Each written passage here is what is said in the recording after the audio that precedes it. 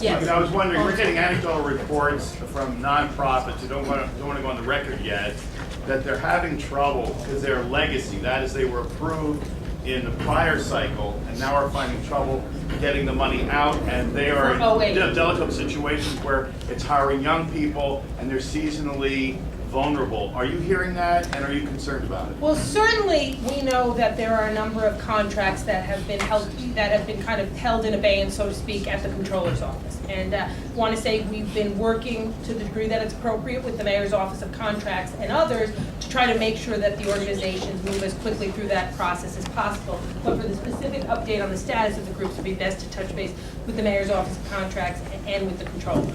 Speaker Quinn, if I could ask you some questions about the Marist poll that came out today, specifically with the issue of the phantom budget items. Yes. The public was asked whether they thought that this practice was corrupt or not, and 65% said that they did. And they said, the other question was, who was most responsible for it? Speaker Quinn, 21%.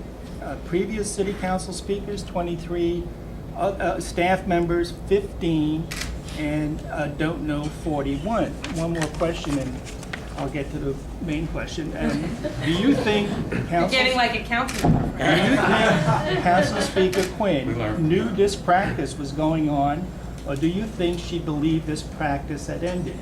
And 52% of the respondents said that you knew it was going on. 14% said they believed it had ended, and 34% did not know. This is a very disturbing response from the public about this practice, especially your credibility here. More than half the people don't believe you. Can you comment on that? All I can say is the truth, which is was this a very troubling, inappropriate, unacceptable practice to have fictitious groups in the budget? Yes, without a doubt.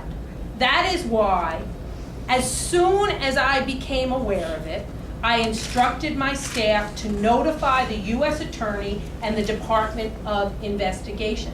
New Yorkers are right to say it was wrong. New Yorkers are right to not want that practice to go on in their budget. I agree with them. That is why the second I became aware of it, I instructed my staff to turn all information they had about it over to the U.S. Attorney and the Department of Investigation.